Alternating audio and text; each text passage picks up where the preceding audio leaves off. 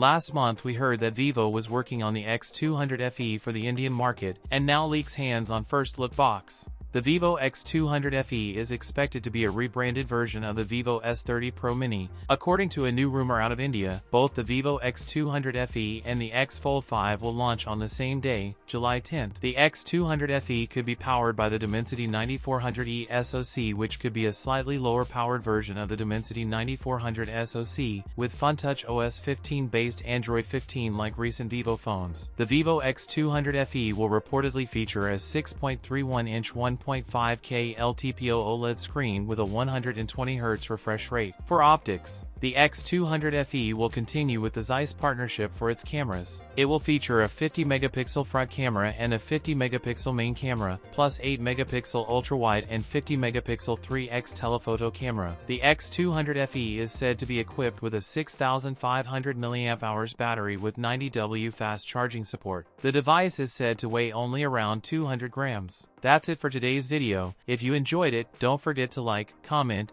and subscribe for more content. Thanks for watching, and I'll see you in the next one.